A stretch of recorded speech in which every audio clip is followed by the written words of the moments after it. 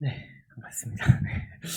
자, 우리 제목을 한번 보시겠습니까? 세상에서 세상이 된 교회. 무슨 말일까? 어떤 느낌이 드시나요? 세상에서 세상이 된 교회. 뭔 말일까 하실 분들도 있을 것 같기도 하고요. 세상에서 교회를 말하는 건 세상에서의 교회를 말하는 건가? 라고 이렇게 생각해 볼 수도 있을 것 같습니다. 이 제목, 세상에서 세상이 된 교회. 이 교회는 세상 가운데 하나님이 원하시는 교회가 있는가? 이것을 한번 생각해 보자는 얘기예요. 그래서 우리는 하나님을 믿는 그런 자로서, 하나님의 자녀로서, 우리가 이 세상 가운데 살아나가면서 우리는 정말 하나님의 자녀로, 하나님의 백성으로, 하나님의 교회로, 정말 이 세상 가운데 교회로서의 삶을 살아가고 있는가? 이것을 한번 돌아보고 생각해 보는 시간이 되었으면 좋겠습니다. 사사기의 내용이 그럴 수도 있지만 오늘 본문은 어쩌면 우리들에게 더 불편함을 주는 그런 내용 중에 하나일 수도 있습니다. 그러나 이것을 통해서 하나님이 원하시는 분명히 뜻이 있을 겁니다. 하나님의 말씀은 허투루 이렇게 기록되어진 말씀은 하나도 없기 때문이라는 것이죠. 오늘 본문은 하나님이 원하시는 교회, 그런 교회가 이 세상에는 없지만, 그런 교회는 찾아볼 수 없지만, 그렇지만 우리를 통해서 하나님이 원하시는 교회를 세워나갔으면 좋겠다라는 것을 말씀해 주고 있는 겁니다. 혹시 여기 계신 분들 중에 5.18 뭔지 아시죠? 5.18 광주 민주화 운동 아시죠? 혹시 겪어보신 분들도 있으신가요? 네, 겪어보신 분들도 있을 것 같고요. 아니면 멀리서 그냥 지켜보신 분들도 있을 것 같습니다. 때는 바야흐로 1980년 5월 18일. 이때를 돌아보니까 제가 만 4세였습니다. 저는 기억조차 할 수 없는 그런 시기인 것 같습니다. 왜 일어났을까요? 그것을 내용을 한번 쭉 찾아서 한번 읽어봤습니다. 그냥 핵심은 이건 것 같습니다. 민주정부의 수립을 위한 목소리, 바른 민주주의를 추구하고자 하는 그들의 목소리라는 것이죠. 내용은 여러분들이 더 저보다 잘 아실 거라고 생각합니다. 이를 모티브로 해서 만든 영화도 참 많이 나왔어요. 꽃잎, 화려한 휴가, 26년, 택시 운전사, 이런 여러 작품들이 이런 5.18 광주 민주화 운동을 모티브로 해서 나온 영화들입니다. 성격은 조금 다를 수 있지만 이것이 무엇인가 하면 다른 한편으로 말하면 백성들의 반란이라고 이야기할 수도 있는 것이죠. 그런데 오늘 본문이 이런 반란을 통한 정권쟁취, 그런 항쟁으로 이어지는 운동, 이렇게 볼 수도 있겠다라고 생각이 듭니다. 그런데 오늘 본문을 보면 반란에 의해서 스스로 이스라엘 왕이 된 이 아비멜렉, 그리고 또한 이에 맞선 배반의 역사, 이것을 기록하고 있는 내용이 오늘 본문이다라는 것을 볼 수 있는 것이죠. 우리가 여기에서 보아야 될 내용이 있다면 아비멜렉도 하나님이 원하시는 왕이 아니었고요. 세겜의 배반도 하나님의 뜻이 아니었고요. 그들을 이끌고서 내가 전쟁에 앞으로 나가겠다라고 말하고 있는 에벳의 아들 가알도 하나님이 원하시는 그런 뜻이 아니었습니다. 오늘 본문에는 어느 누구도 하나님의 뜻을 쫓아서 행하는 사람들이 아무도 없습니다. 결국 하나님이 원하시는 교회는 오늘 본문에, 사사기를 통해서 볼 수 없습니다. 그럼에도 불구하고 우리는 모든 것이 하나님께서 우리를 통하여서 이끄시고자 하는 그런 뜻이 있다는 겁니다. 물론 하나님은 모든 것을 다스리시는 분이십니다. 그리고 모든 것에 섭리하시는 하나님이십니다. 여기에서 우리가 말하고자 하는 뜻이 있는 겁니다. 인생이라는 버스 안에서 하나님이 운전하시는 그 운전대 앞에 내가 운전하겠습니다라고 그 운전대를 빼앗는 모습이 바로 사사기의 모습과 같다는 것이죠. 우리는 이런 운전대 앞에 하나님 앞에 모든 것을 다 내어 맡겨드리고 하나님이 나의 모든 것을 주관하여 주옵소서라고 이렇게 나아가고 있습니까? 아니면 하나님은 필요 없습니다. 내가 주인이 되어 내가 이 모든 것을 이끌고 가겠습니다. 라고 그렇게 운전대를 붙잡고 살아가고 있습니까? 먼저 오늘 전체적인 스토리, 아마 여러분들 읽으시면서도 느낌은 오셨을 건데 그 전체적인 스토리를 간략하게 한번 살펴보도록 하겠습니다. 아비멜렉이 그 왕이 된 지 3년이 되었습니다. 그런데 세겜 사람들이 아비멜렉에 대한 신뢰에 금이 조금씩 가기 시작한 겁니다. 이런 틈을 정말 잘 파악한 에벳의 아들 가알이 있었는데, 가알은 아비멜렉에 사용한 이 혈통을 중시하면서 우리는 정말 진정한 혈통을 가진 자들입니다 라는 것을 내세워서 자신을 왕으로 더 적합하다라는 것을 내세우는 것을 볼 수가 있습니다. 특별히 더 강조하는 것은 28절에 보면 우리가 라는 이런 표현입니다. 우리가 라는 표현을 통해서 우리는 정말 한 혈통입니다 라는 것을 말씀해주고 있죠. 아비멜렉과 전혀 다릅니다. 아비멜렉은 기드온의 아들 아닙니까? 나는 순수하게 하몰의 후손입니다. 여러분들, 그러니 나는 정통성을 가지고 있습니다 라는 것을 말하고 있다는 것이죠. 그런데 이 세겜의 사람들이 너무나 귀가 얇아요. 이 이야기를 듣고서 그렇네요. 내가 잔치를 베풀고 당신을 왕으로 추대해야 되겠습니다 라는 것을 볼 수가 있죠. 그런데 문제는 그곳에 아비멜렉을 따르는 세겜의 방백인 스볼이 있었다는 겁니다. 스볼은 은밀하게 이 아비멜렉에게 이 가알의 계략을 전달하는 것을 볼 수가 있죠. 스볼은 아비멜렉이 어떻게 해야 할지조차 다 계획을 알리고 그에게 말합니다. 아비멜렉은 매복하고 있을 때 가알이 아비멜렉의 군대가 움직이는 것을 볼 때 아니 군대가 누가 오고 있는데요? 라고 말할 때 아닙니다. 그림자입니다. 산의 그림자예요. 아니요. 내가 제대로 본 것 같습니다. 이런 이야기를 나누면서 스볼은 가알을 속이고 또한 군대가 많네요. 그러면 당신이 이야기한 거 있지 않습니까? 당신은 저들을 넉넉하게 이길 수 있다고 말하지 않았습니까? 빨리 가서 그들을 무찌르십시오 라고 말로 충동질하는 것을 볼 수가 있습니다. 아비멜렉의 군대와 이렇게 싸우게 한다는 것이죠. 그러나 결국은 어떻게 되냐면요, 가알은요 40절에 보면 그 앞에서 도명하였고 부상하여 엎드려진 자가 많아 성문 입구까지 이르렀더라 라고 말합니다. 이것이 그에 대한 마지막입니다. 이것이 전체적인 내용이고요. 이것을 하나하나 살펴보면 그냥 한마디로 이야기하면 그냥 배신의 배신이라고 볼 수 있다는 겁니다. 그런데 여기에는요, 하나님의 역사는 없습니다. 하나님은 없습니다. 모두 사람의 뜻입니다. 분명 하나님이 택한 민족 이스라엘 백성들이 이스라엘 역사를 다루고 있는 내용이지만 그들은 하나님이 운전해야 되고 하나님이 모든 세상을 이끌어가야 되는 그 운전대를 맡겨드리고 나아가야 하는 그런 삶임에도 불구하고 그 하나님을 밀쳐내고 내가 운전대에 앉아서 그렇게 운전을 하고 있는 모습과 같다라는 것이죠. 하나님은 이스라엘 백성들을 세상 가운데에서 뭐라고 이야기했냐면 그들을 불러내면서 너희는 이 세상 나라에서 제사장 나라가 되어야 돼. 그 나라 가운데에서 본이 되는 그런 나라가 되어야 돼. 그리고 너희들은 거룩한 백성이 되어야 된다.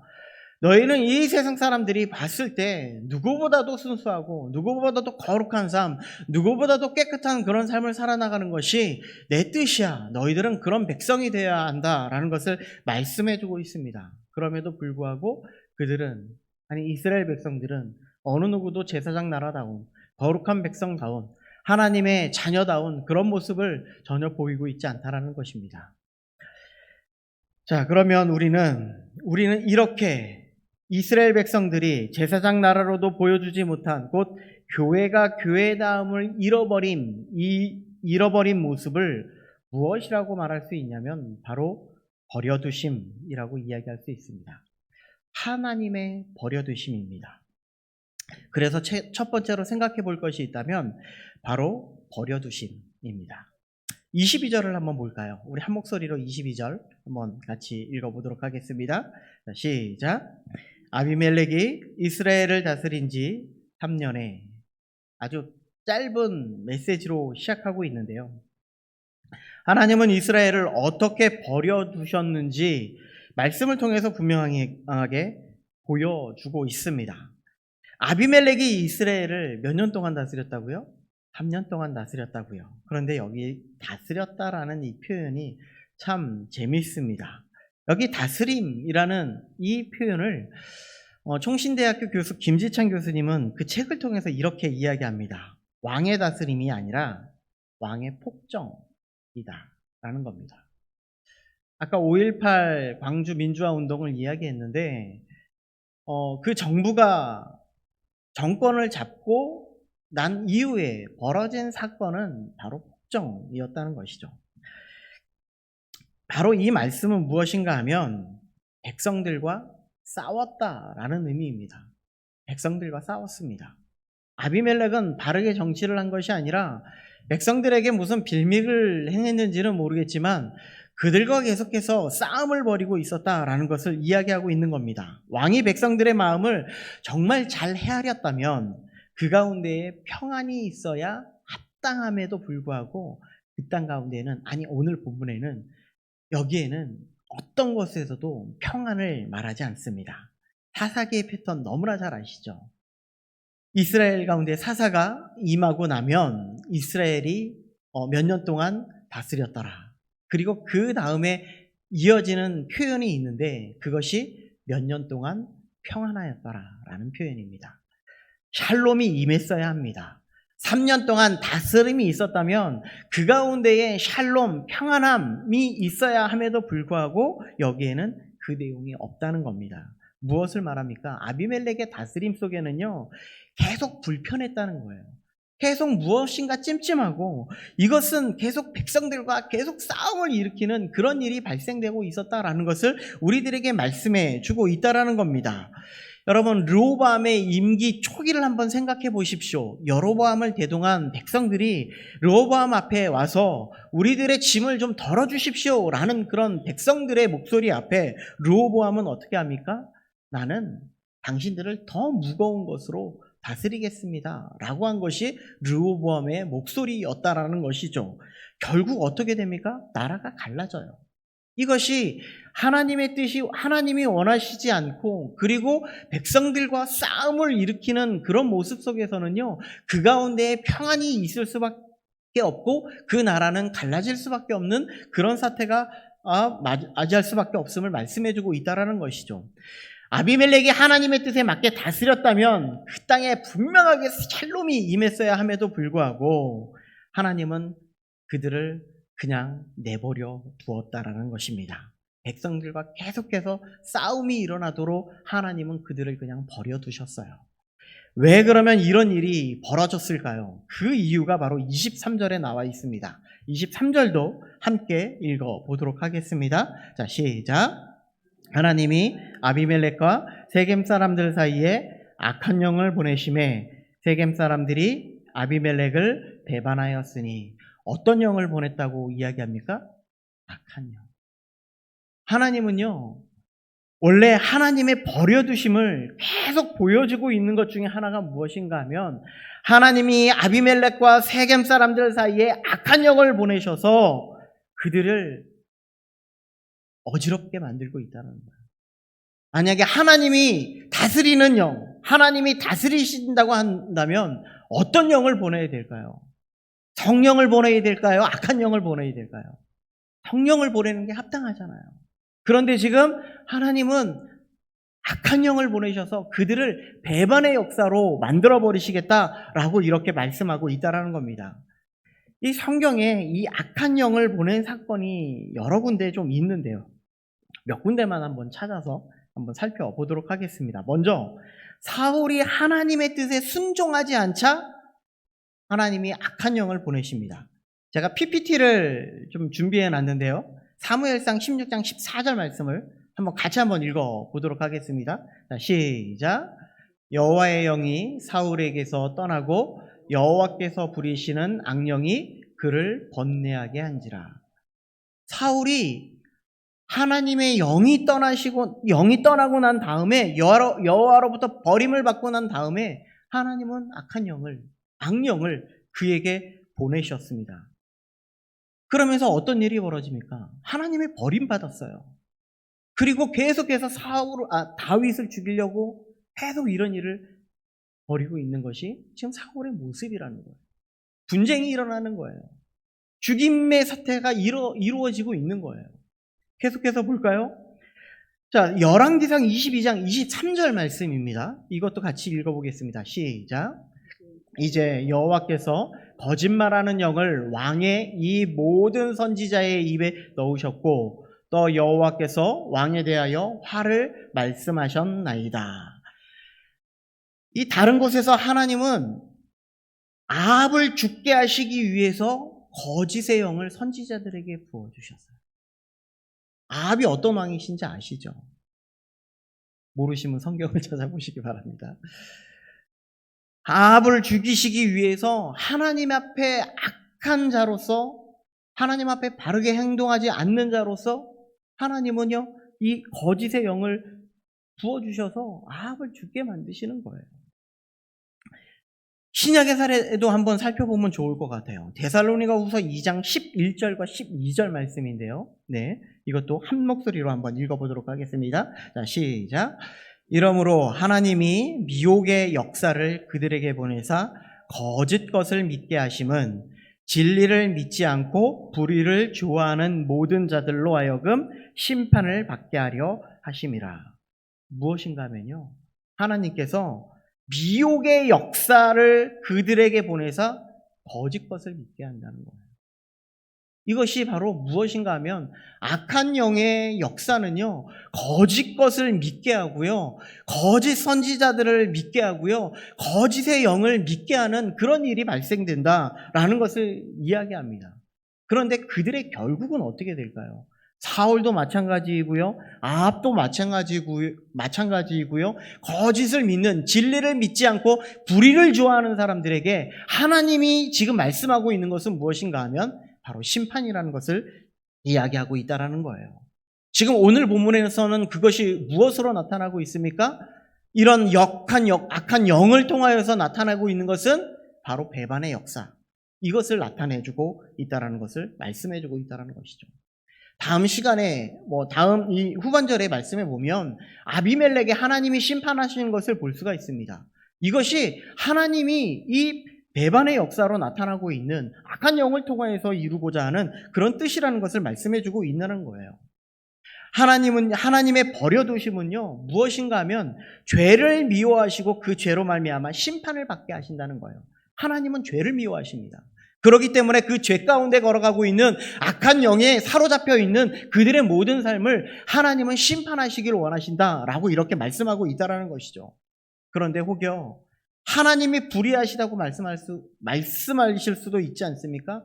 어떻게 그렇게 그들을 악한 영으로 그냥 내버려 두십니까? 라고 이렇게 말씀하실 수도 있는데요. 하나님은요, 그들에게 죄를 지으라고 그렇게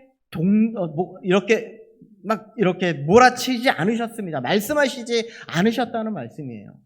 하나님께서는 우리들에게요, 자유의지라는 걸 허락해 주셔서 죄를 선택할 수 있는 마음도 허락해 주시고 하나님을 선택할 수 있는 마음도 허락해 주셔서 우리에게 이것을 선택하는 권한을 주셔서 바르게 행동할 것을, 바른 것을 선택할 것을 우리에게 말씀해 주고 있다는 겁니다. 그런데 이들은요, 하나님께서 이 악한 영을 통하여서 그들이 죄를 선택하게 하는 그런 일이 발생되었다라는 것을 이야기하고 있다는 것이죠.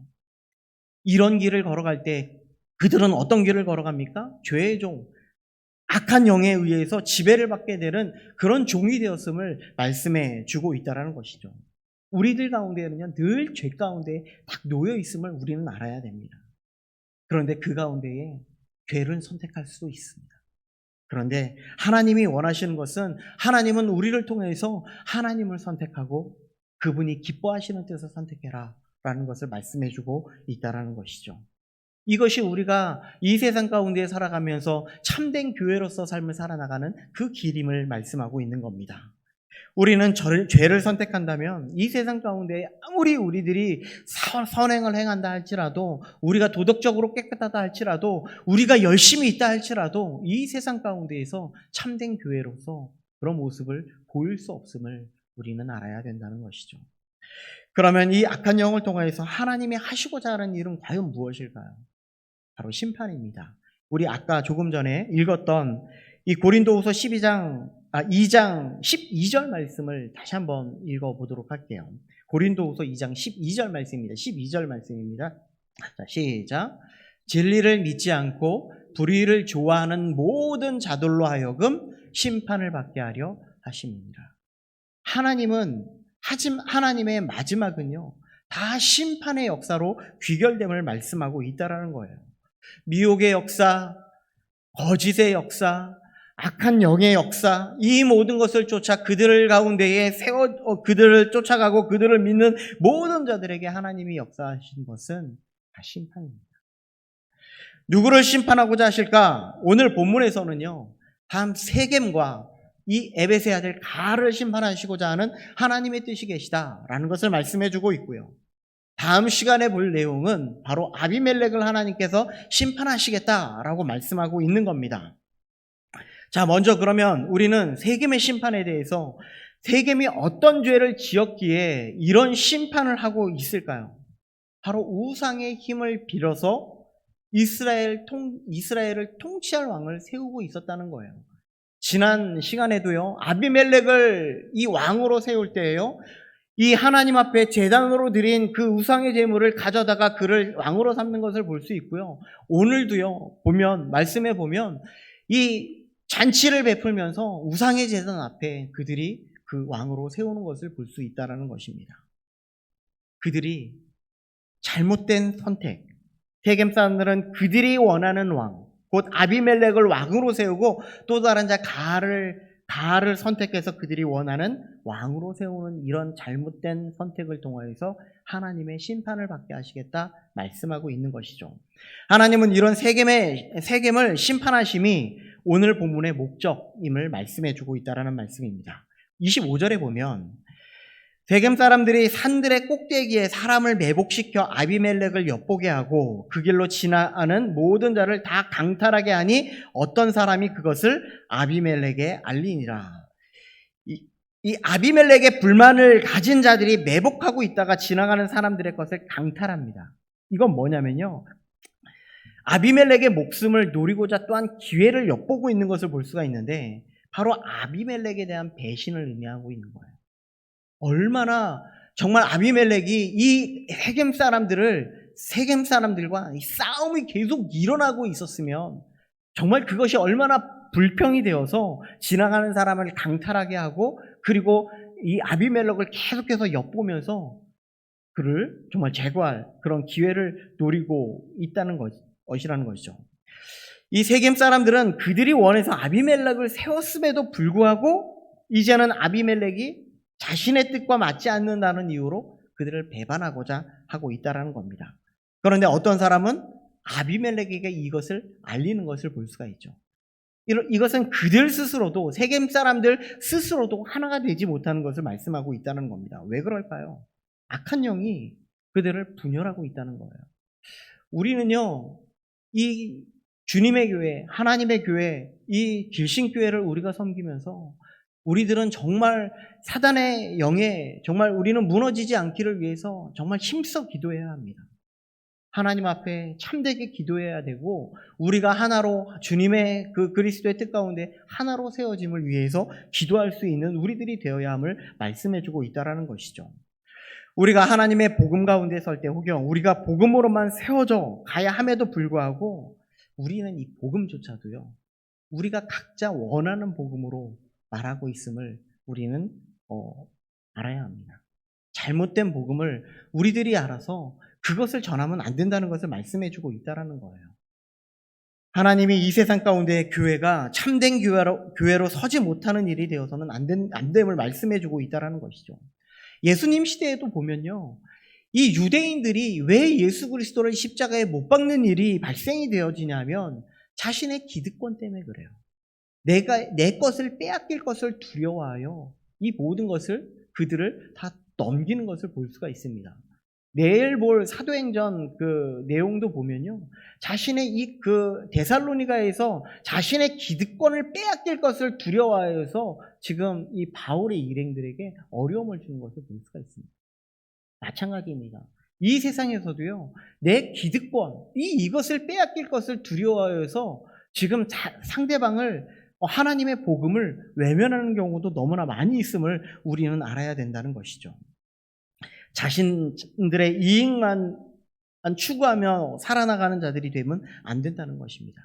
오직 복음으로, 복음의 길만이 우리들이 걸어가야 될 길임을 말씀해주고 있다는 겁니다. 그리고 또 하나의 인물이 나오는데 26절에 보면 에벳의 아들 갈이 나옵니다. 여기서 갈의 뜻이 참 뜻이 있는데요. 그 뜻이 무엇인가 하면 바로 혐오입니다. 혐오. 그리고 에벳의 뜻은요, 종이라는 거예요. 노예라는 뜻입니다. 노예의 아들 혐오. 누구를 혐오할까요? 대부분 이 종들이요. 종들을 힘들게 하고 어렵게 하고 힘들게 하면요, 주인들에 대한 온전한 신뢰가 깨어지기 마련입니다. 그렇기 때문에 그로 인해서 발생되어지는 것이 있는데 바로 이 혐오가 일어나게 된다는 사실이죠. 26절에도 보면요, 이것은 무엇을 말씀해 주고 있냐면 에벳의 아들 갈을 일으켜서 정말 배반하게 하는 일을 통하여서 말하고 있는 것이 무엇인가 하면 바로 신뢰가 무너진 시대라는 것을 말씀해 주고 있다. 26절도 보면요, 26절을 다시 보면 에벳의 아들 갈이 그의 형제와 더불어 세겜에 이르니 세겜 사람들이 그를 신뢰하니라 라고 이렇게 이야기합니다. 자신들이 신뢰해서 아비멜렉을 세웠는데 이제는 그를 신뢰하지 못해. 이제는 나는 에벳의 아들 갈을 신뢰할 거야 라고 하고 있다라는 거예요. 그런데 그것도 신뢰하지 못하는 겁니다. 그런데 여기 쓰이고 있는 이 신뢰하다라는 표현이요, 어떨 때 사용하는가 하면요, 이것이 원래는 하나님께만 쓰이는 단어입니다.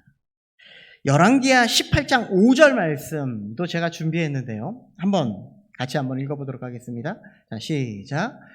히스기야가 이스라엘 하나님 여호와를 의지하였는데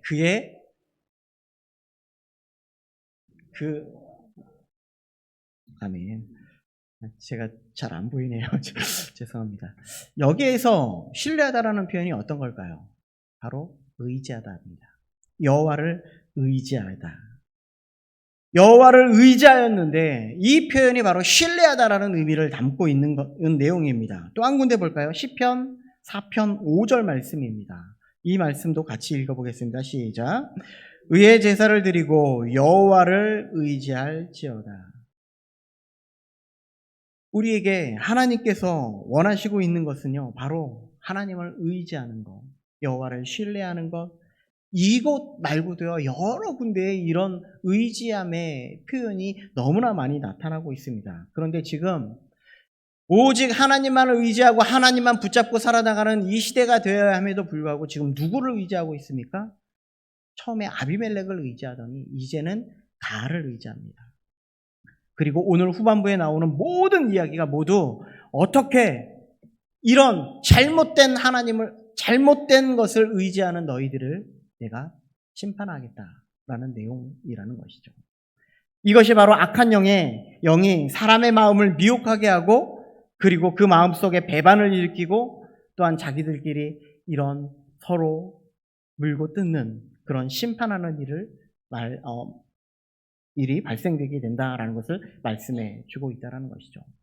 그런데 교회도 오직 하나님만을 신뢰하고 그분만을 섬겨야 함에도 불구하고 교회가 하나님을 온전히 섬기지 못할 때가 너무나 많이 있습니다. 하나님만 바라보고 가야 하는데 하나님께 운전대를 맡기고 가야 함에도 불구하고 그러지 못할 때가 너무나 많이 있다고는 거예요. 내가 어떻게 하면 할 수 있지? 라는 것 때문에 이렇게 갈 때가 너무나 많이 있다는 것이죠. 제가 말씀 중에 모세가 하나님 앞에 소명받는 장면,